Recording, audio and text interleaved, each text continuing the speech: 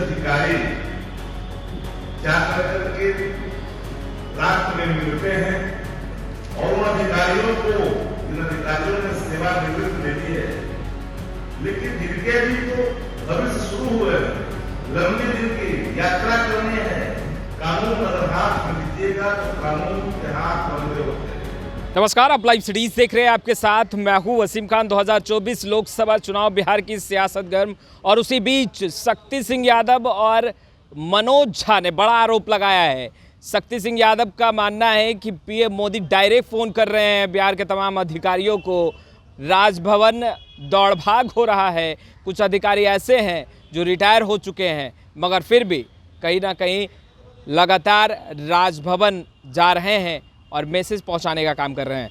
खैर, ऐसे में मनोज झा और शक्ति सिंह यादव ने बड़ा खुलासा भी किया है। पत्रकारों से बातचीत करते हुए क्या कुछ कर रहे हैं और देश के प्रधानमंत्री नरेंद्र मोदी किन अधिकारियों को फ़ोन कॉल कर रहे हैं, सब कुछ बता दिया है। आप वो सुनिए। नौकरी मतलब तेजस्वी। मैं जहां कहीं बिहार में गया हूं, आप लोग भी जाते हैं, बच्चा चप्पा चप्पा कह रहा है, नौकरी मतलब तेजस्वी। महिलाओं को 1 लाख प्रति वर्ष, करीब 2 महिलाओं को अग्निवीर योजना में तब्दीली करके पुरानी व्यवस्था लागू करना, रेलवे की भर्तियां बहाल करना, 500 रुपए में गैस सिलेंडर, अब इसके आगे कुछ नहीं चल रहा।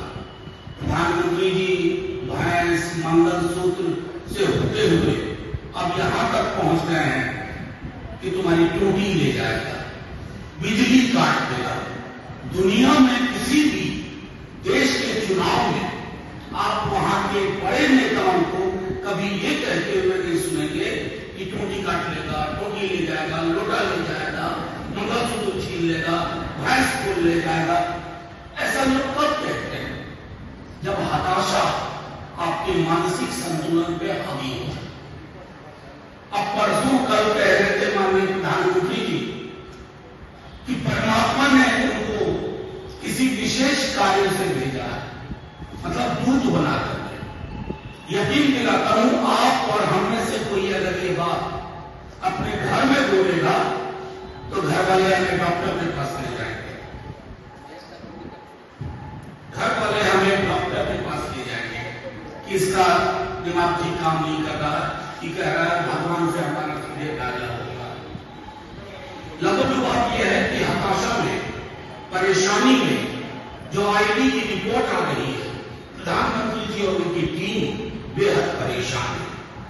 अब उस चक्कर में जब विश्लेषकों ने लिखना शुरू कर दिया तो अपने एकाध लोगों को प्लांट कर दिया, बीसीओ इंटरव्यू हुए। खैर, वो उनका है, उनका काम, उनका मिजाज, वो जाने।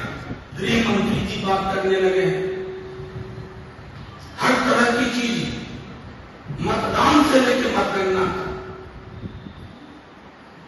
बाकी विस्तार में शक्ति भाई बताएंगे। लेकिन हम अधिकारियों से कहते हैं कि डरिए मत, किसी दबाव में मत आइए। ये किताब आपकी सर्विस बनाता है, आपकी सेवा शर्तें इसी से उत्पन्न होती है। इस किताब के अलावा दबाव लेना हो तो इस किताब का लीजिए, किसी व्यक्ति का नहीं, क्योंकि व्यक्ति अर्श से फर्श पर आने वाला है, और अर्श से फर्श पर आने वाले व्यक्ति की बात की दबिश में अगर आप कोई ऐसी कार्रवाई करते हैं इधर उधर करने की, तो सचेत कर रही है, व्यवस्था बदल रही है, सत्ता परिवर्तन हो रहा है। हम तो इसी किताब से चलेंगे, लेकिन जो लोग नहीं चल रहे इस किताब से, उनका फैसला आवाम भी करेगी और ये किताब करेगी। बाकी मैं आगे की कुछ चीजों के लिए शक्ति की से आगे विषयों की तरफ ध्यान आकृष्ट किया है पत्रकार साथियों का। हमें लगता है कि आप सभी लोग लगभग अवगत हैं उस संदर्भ में कि इस राज्य के अंदर में प्रशासनिक माध्यम में क्या होता है। ये सच है, इस संविधान की चर्चा माननीय मनोज झा जी ने की। डरना चाहिए जब कभी लगे कि दबाव मेरे मस्तक पर किसी बड़े व्यक्ति का, पूरी तंत्र का भारी पड़ रहा है, तो संविधान का सहारा करना चाहिए। सबके अंदर आनी चाहिए। आप सब जानते हैं कि रिटायर्ड अधिकारी दिमाग का बाल है सरकार के अंदर, गवर्नर हाउस तक जाता है, एएम और एसपी तक, मुख्य सचिव तक बात कराई जाती है। आप जानते हैं इस देश के अंदर में आचार संहिता लागू है, बाबत भी अगर सरकार के उच्च अधिकारी जाकर करके रात में मिलते हैं और मिलकर करके प्रशासनिक महकमे में हस्तक्षेप लगातार अगर करते हैं तो ये एक पूरी तरह से हमारा अपना मानना है कि दुर्भाग्यपूर्ण है। और उन अधिकारियों को, जिन अधिकारियों ने सेवानिवृत्ति ले ली है, उनका तो कुछ दिन के मेहमान है, लेकिन जिनके भी तो भविष्य शुरू हुए हैं, लंबे दिन की यात्रा करनी है, उन्हें कभी भी कानून को हाथ में नहीं देना चाहिए। कानून अगर हाथ में लीजिएगा तो कानून के हाथ लंबे होते हैं। कानून कभी आपको अंतिम पल तक आपका पीछा नहीं छोड़ेगी, और कानून करने में कानून से छेड़छाड़ करने वाले उपाय करेगा। और मैं एक सब जिनके सानिध्य में रहते हैं आपको पता ही है, और हम लोग सरकार में जो लोग रहे हैं, हम लोग के पास भी कहीं न कहीं फीडबैक होता है। जो लोग अभी नए नए आए हैं सरकार में, जो लोग सरकार लंबे समय तक चलाए, उनको अनुभव है। हर अधिकारियों का कहीं न कहीं फीडबैक खुल करके सामने आ ही रहा है। कौन नहीं जानता है वो कौन व्यक्ति है जिसके दबाव में क्या हो रहा है? कौन है सेवानिवृत्त व्यक्ति? एक व्यक्ति जानता है बिहार का? कौन है जो राजभवन जा रहा है? आचार संहिता के मामले में प्रोटोकॉल के कर्मचारी बने होते हैं, प्रोटोकॉल का जो है किस रूप में होना है, उसके सारे मानदंड हैं।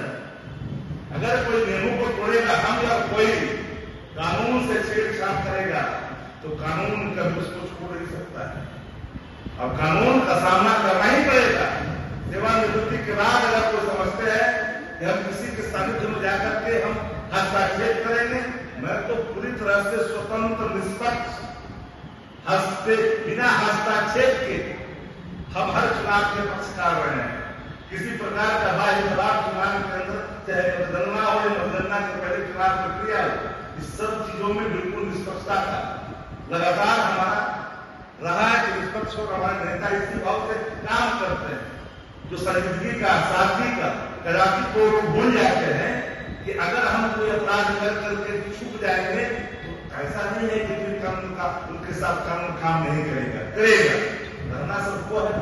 तो मेरा तो आग्रह है सब लोगों से, इन चीजों पर ख्याल करने चाहिए। जिन पर जो ग्रह नक्षत्र का प्रभाव है वो करें, लेकिन ग्रह नक्षत्रों का अगर 7.5 चल रहा है तो मंगल दशा आने में देर नहीं लगता है, इसका भी ख्याल रखना। तो आपने सुना, शक्ति सिंह यादव बड़ा खुलासा करते हुए दिखाई दे रहे हैं, बातों ही बातों में इशारा भी कर रहे हैं कि देखिए मुद्दे की बात चल रही है, और ऐसे में इतना तो साफ है कि जनता इंडिया गठबंधन के साथ खड़ी है। अधिकारियों को भी समझना चाहिए इन बातों को, और कानून के हाथ लंबे होते हैं।